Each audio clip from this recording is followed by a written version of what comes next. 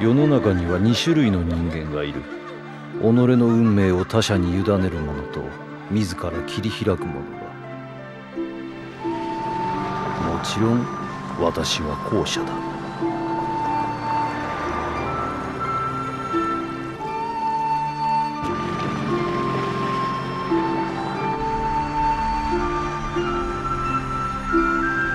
故障か。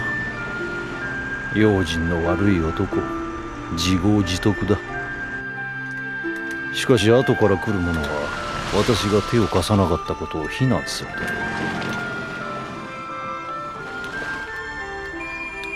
う。どうしました？キャブレターが行かれてしまったようで、近くに電話ありませんか？乗りなさい。電話はだいぶ先だ。この先にアーサー・マルサスの山荘がある。アーサー・マルサス？英国一の会計事務所の？するとジェームズさんも社員ですか？ええ。すごいや。あなたは考古学者ってどこの大学で教えてらっしゃるんですか？いろいろです。つまり雇われ講師でして、今は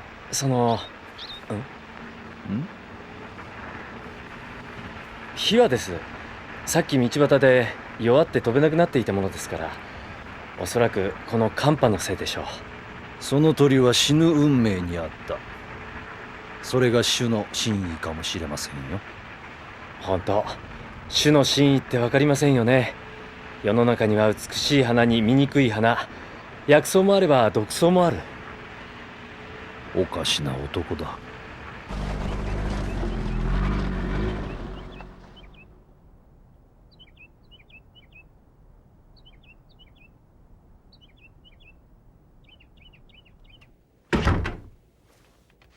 やあ、ジェームズ。こちらはキートンさん。車の故障でお困りのようなのでお連れしました。考古学者だそうです。それは。ああ、ここ有名なブラックタウンの丘の上なんですね。するとさっきの道はテニスの詩に出てくる散歩道。はあ、すごいや。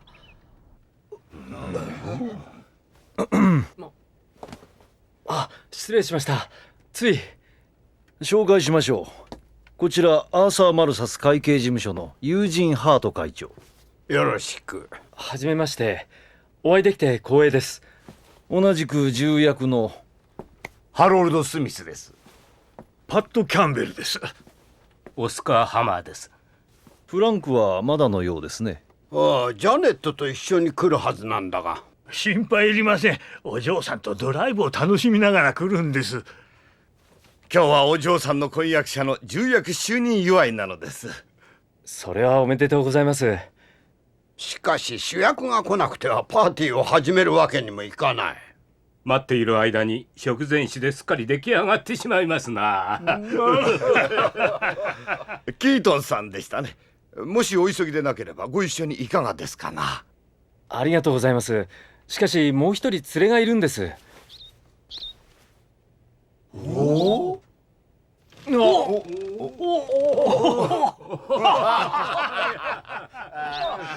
の男、ただの学者じゃないな。一見そやを装い、たちまちこの場に溶け込んでしまった。キートンさんはテニスの詩がお好きですか？ええ、アルフレッド・テニスン。英国文学史を代表する詩人ですからね。考古学者が文学趣味とは。なあに、我々も会計屋だが文学趣味だ。学生時代はよく読んだものです。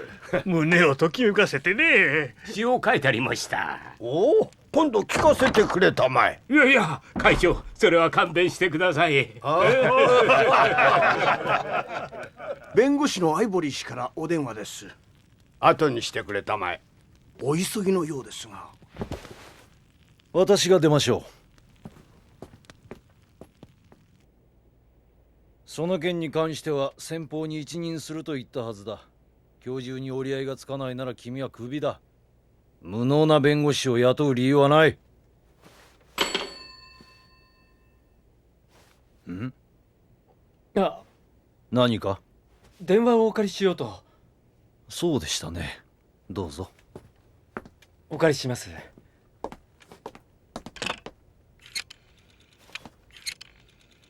これでどうしたの？大丈夫でした。会長は優秀だが後の連中はただのイエスマン。年齢だけで重役になった無能な人間たちだ。そんな。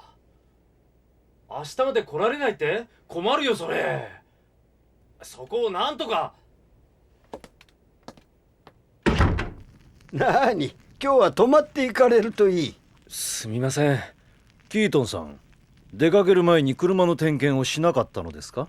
ああ、注意すべきでしたね。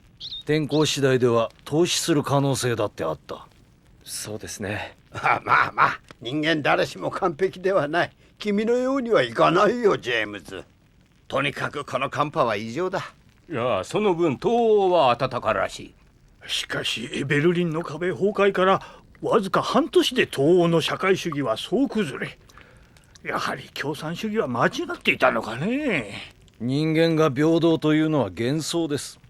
人間には優劣がある。優れた人間がその能力を十分に発揮できる社会、それが理想でしょしかしそれでは弱者が取り残されてしまう。う。病人、老人、子供に対する福祉は当然です。しかし能力のある者が無能な者に抑えられては社会が停滞してしまいます。かつての東欧諸国がいい例です。考古学者はどう考えます？残念ながら歴史的に見て多くの文明が一握りの権力者のものであることは否定できません。でもこれからの歴史はそうあってほしくありませんね。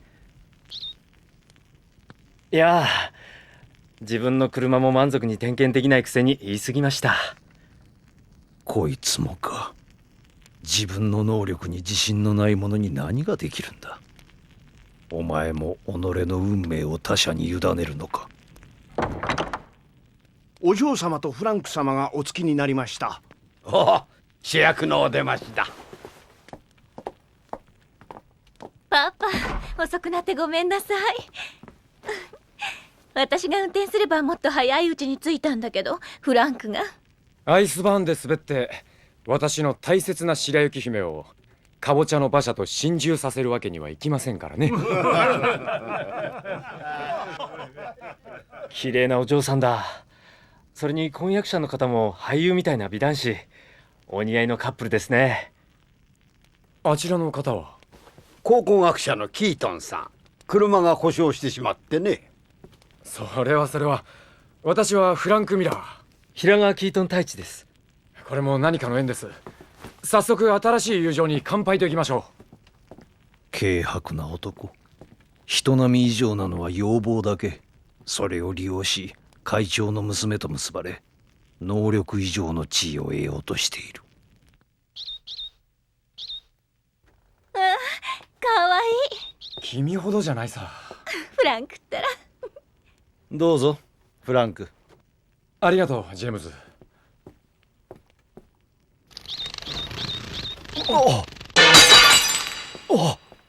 すいません。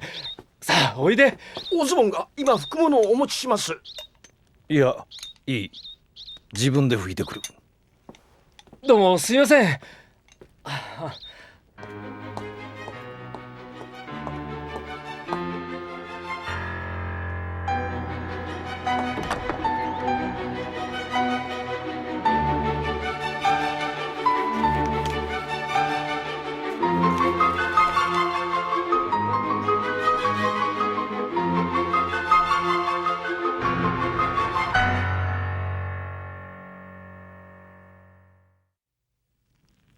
フランク・ミラーを我がアーサー・マルサス会計事務所の重役として迎え、また彼とジャネット・ハート上の婚約を祝して乾杯。おめでとう。皆さん本当にありがとう。これからもよろしくお願いします。随分とお若い重役の誕生ですね。その通り。若くて有望だ。いやいや、私なんてまだまだですよ。年齢が上だったから先に重役になれただけで、実力ならジェームズの方が格段上だ。へえ、優秀なんですねジェームズさん。ああ、10年前のことだ。あるお得意がコスト高からマレーシアに工場を移すため我が社に相談を持ちかけてきた。問題はマレーシアで法人税が免除されても本国の英国で課税されることだった。私に提案があります。言ってみたまえ、ジェームズ・ケリング。会長、彼はコンサルティング部門の一新入社員に過ぎません。続けたまえ。まずブルネイに持ち株会社を作るのです。この持ち株会社を核に帳簿上ブルネイ、マレーシア、香港、英国の4国の間で資材資金を回転させれば、いずれの国にも税金を払わずに済むわけです。彼の提案は大成功を収めた。まるで手品ですね。ああ、当時は誰にも思い寄らぬことだった。その後も目覚ましい業績を上げ、ジェームズは入社10年でもはや重役の一歩手前のスーパーバイザーだ。普通なら25年かかるところだがね。君のような味方がいると私も心強いよ、ジェームズ。いえ、フランク、これからもよろしく。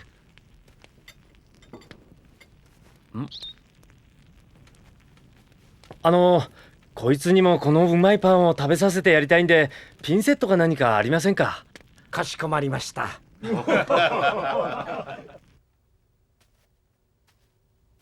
ほら、たくさん食べて元気になれよ。よかったわね、お前。キートンさんのおかげで命拾いした上にごちそうまでいただけるんだから。まったくだ。しかし会計事務所というところも大変な競争社会なんですね。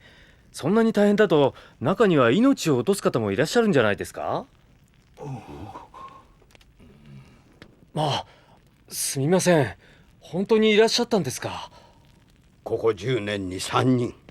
みんな有能な人間だった。それは心臓麻痺か何かで？そう。過激な競争社会の中での過労死と言えるかもしれんな。過労死？死因に疑いはないんですか？疑い？どういう意味だね？いえ、日本でトリカブト殺人っていうのが取り沙汰されたことがありましてね。トリカブト？ええ。なんだ、こいつはどうしてこんな話を始めるんだ？すると保険金目当ての殺人にトリカブトの猛毒が使われた可能性があると？ええ。その事件を機にこの国でもロイズ保険が過去20年の不審なケースを毒物中毒死の観点から調べ直してるって噂です。で、例えば我が社の3人が毒殺によるものだとして、その証拠はどうやってつかむんだね？仮装されてしまっては証拠をつかむのが難しいそうです。死因は心臓麻痺ということになっていても、薬物中毒の場合、死亡直前の症状として嘔吐、よだれ、興奮、瞳孔の拡大があるらしいんですが。よしてください、もうそんな話。食事中ですよ。あ、すいません。失礼しました。いや、ただの例え話というか世間話でして、お気になさらず。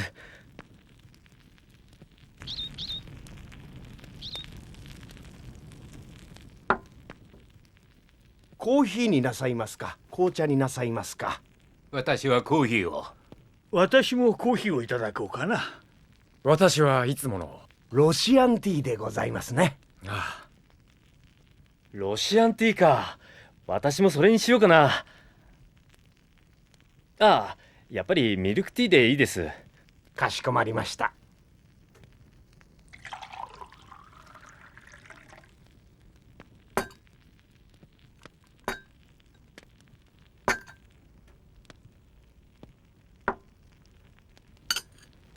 フランクはいつもアプリコットのジャムを入れたロシアンティーですの。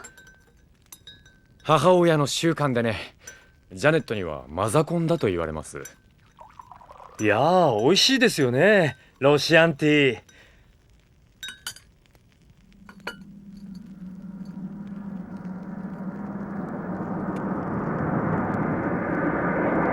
ちょっと待ってください、フランクさん。それを飲んではいけません。皆さんもどなたもカップに触れないでください。分析に回します。なんだね、急にキートンさん。私はロイズに依頼されたオプです。え？先ほどお話ししたロイズが過去20年間の不審なケースを調べ直した件で、あなた方の社の3人の死がリストアップされました。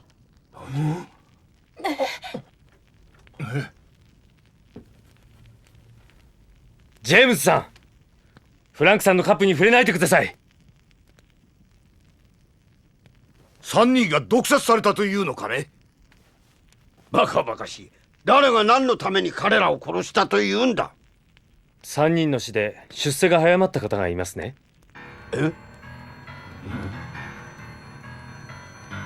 まさか君ジェームズ君を。勘違いも甚だし、彼は実力で今の地位を勝ち取ったんだ。4年前ジェームズさんのライバルだったアトキンズさんが亡くなったのは確か重役就任パーティーの夜でしたよね。それがどうしたというんだ。6年前のデイビスさんも9年前のオニールさんも重役昇進前後に亡くなっています。それに3人とも死亡直前に先ほど言った毒物中毒の症状があったと報告されています。嘔吐、よだれ、興奮、瞳孔の拡大。私だってジェームスさんを疑いたくありませんでした。彼の故郷でベラドンナを見るまでは。ベラドンナ？シェイクスピアのハムレットで父親の暗殺に使われた毒草です。毒の成分はアトロピン、致死量はわずか 0.1g。 このベラドンナでジェームズさんは双子のお兄さんを亡くされていますね。しかしだからといってジェームズが。3人の方がベラドンナの毒で殺された可能性があるということです。キートンさん、あなたはジェームズが僕を殺そうとしているというんですか。不快なジョークだ。ジェームズ、気にするな。私は君を信じてるよ。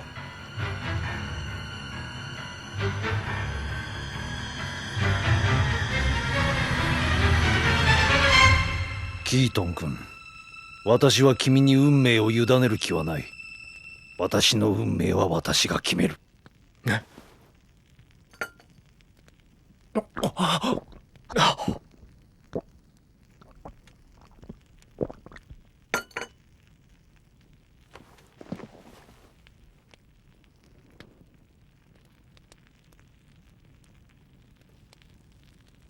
どいわ、キートンさん。ジェームズに謝りなさい。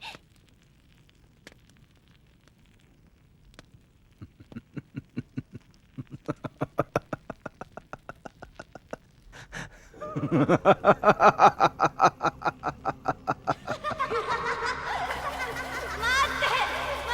ビクター。早く来いよ、ジェームズ。なんだい、何があるんだい。ほら見ろよ、うまそうだろう。魔女のマントみたいに真っ黒だ。こいつはきっとエネルギーがあるぞ。ほら、お前も食えよ。苦い。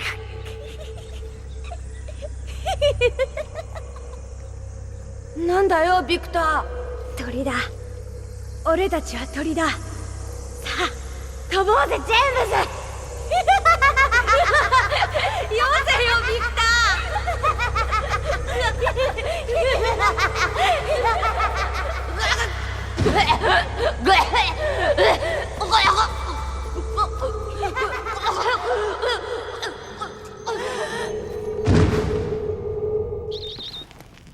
そうだ、兄は死んだ。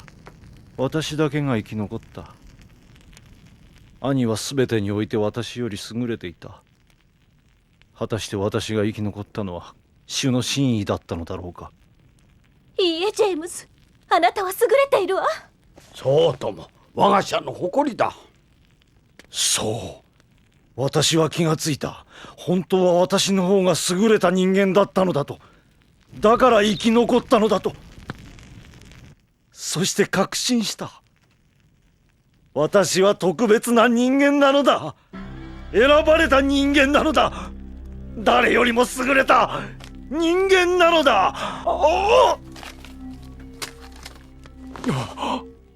アトロピンの前期症状です。早く毒を吐かせなきゃ。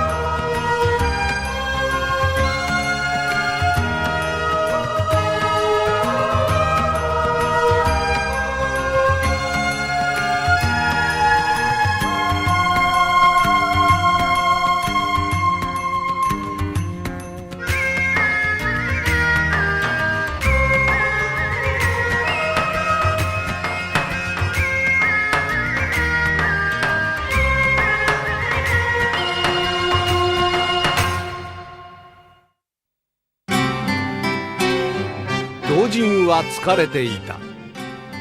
人生という長く険しい旅路において道に迷い立ち尽くしていた。